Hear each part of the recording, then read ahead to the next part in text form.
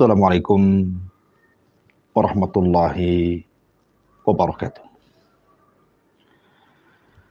Alhamdulillah wassalatu wassalamu ala Rasulillah wa ala alihi wa sahbihi wa mawalah wa la hawla wa la quwata illa billahi wa ba'd.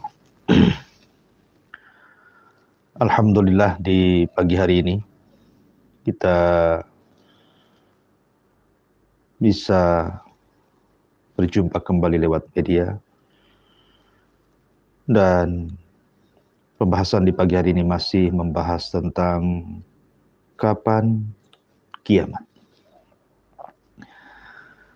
Ma'asyiral muslimin yang dimuliakan Allah Subhanahu wa taala. Salah satu bentuk dari luasnya rahmat Allah Subhanahu wa taala kepada hamba-hambanya, bahwa Allah Subhanahu wa taala telah membekali setiap manusia untuk melawan kekuatan Dajjal. Kalau kita melihat hadis-hadis Nabi sallallahu alaihi wasallam tentang kehebatan Dajjal, kesaktian Dajjal, sehingga Dajjal bisa memerintahkan langit untuk menurunkan hujannya, maka dia pun hujan. Memerintahkan bumi untuk tumbuh, maka dia pun tumbuh. Bahkan dia bisa memerintahkan syaitan untuk beralih rupa kepada manusia yang dikehendaki Dajjal untuk dibangkitkan. Akan tapi Dajjal tetaplah sosok manusia, punya sisi kelemahan, punya sisi kepayahan, di mana Allah Subhanahu wa ta'ala dengan rahmatnya dan kasih sayangnya kepada kita hamba-hambanya yang beriman telah mengajarkan kepada kita bagaimana caranya kita melawan Dajjal. Minimalnya menghindarkan diri dari fitnah Dajjal itu sendiri. Lalu usaha dan upaya apa dalam rangka melindungi kita dari fitnah yang sangat besar, yang tidak ada fitnah sejak Allah ciptakan langit dan bumi lebih besar daripada fitnah Dajjal? Yang pertama, at-tamassuk bil Islam. Berpegang teguhlah dengan Islam dengan cara belajar, thalabul ilmi, mengamalkan ilmu, mendakwahkan ilmu, dan sabar ketika mendakwahkan ilmu. Karena hanya dengan ilmu kita bisa melawan Dajjal. Kalau orang tidak tahu tentang ilmu, bahkan kepada pengetahuan akan Dajjal, bagaimana kita tahu si fulan Dajjal atau bukan Dajjal? Yang bisa membedakan si fulan Dajjal atau tidak Dajjal adalah ilmu. Ilmu yang diajarkan Al-Quran dan sunnah-sunnah Nabi sallallahu alaihi wa ala alihi wasallam. Ini yang pertama. Yang kedua, at-ta'awudz billahi min fitnati Dajjal. Berusaha untuk berlindung setiap hari dari fitnah Dajjal. Dan itu dilakukan ketika kita melaksanakan salat, baik wajib ataupun sunnah. Sebagaimana sabda Nabi sallallahu alaihi wasallam, apabila kalian membaca tasyahud, maka akhirilah dalam tasyahud itu dengan perlindungan dari 4 perkara. Setelah Anda membaca tahiyat, kemudian syahadat, kemudian salawat, maka berlindunglah kepada Allah dari 4 perkara. Allahumma inni a'udzubika min adzabi jahannam, wa min adzabil qabri, wa min fitnatil mahya wal mamat, wa min syarri fitnatil masihid dajjal. Ya Allah, aku berlindung kepadamu dari azab jahannam, azab kubur, fitnah kehidupan dan kematian, dan dari buruknya fitnah al-masihid dajjal. Jadi yang kedua, Setiap hari kita berlindung kepada Allah dari fitnah Dajjal pada setiap solat yang kita lakukan. Kemudian yang ketiga, bacalah surah Al-Kahfi. Baik 10 awal ataupun 10 akhir. Dan dari sekarang hafalkan. Mungkin setiap 1 minggu 1 ayat. Atau 1 hari 1 ayat. Karena Nabi SAW mengatakan, Man adrakahu minkum falyaqra alaihi fawatiha suratul kahfi. Maka barang siapa yang mendapati Dajjal di hadapan kalian, bacalah awal-awal surah Al-Kahfi. Dalam riwayat, bacalah akhir-akhir 10 akhir surah Al-Kahfi. Karena ada alasan kenapa mesti surah Al-Kahfi. Bukankah di sana ada surah Al-Baqarah, ada Al-Imran, ada An-Nisa, dan surat-surat yang lainnya? Kenapa mesti Al-Kahfi? Nanti ada pembahasan sendiri. Kenapa mesti surat Al-Kahfi? Kemudian yang nomor 4, sukna Makkah wal Madinah. Kalau kita ingin selamat dari fitnah Dajjal, tinggallah di kota Mekah ataupun di kota Madinah. Karena 2 tempat ini tidak mungkin dimasuki Dajjal. Karena apabila Dajjal keluar, 2 kota ini akan dijaga oleh para malaikat. Menghunus pedang-pedang mereka.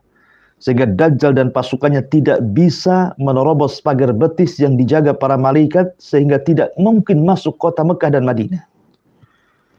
Makanya Nabi SAW ketika mendengar bahwa Dajjal tidak bisa masuk ke kota Madinah. Sementara di tangannya dia membawa tongkat yang memukulkan ke bumi dan mengatakan, Hadihi tayyibah, hadihi tayyibah. Inilah bumi yang sangat indah, yang sangat baik. Yang sangat indah dan sangat baik. Kemudian yang nomor 5, ajarkan pengetahuan Dajjal sejak dini. Ceritakan Dajjal kepada anak-anak kita. Ceritakan Dajjal kepada bayi-bayi kita. Anak-anak didik kita. Jadikan lagu sebelum tidur mereka. Ceritakan Dajjal kepada mereka.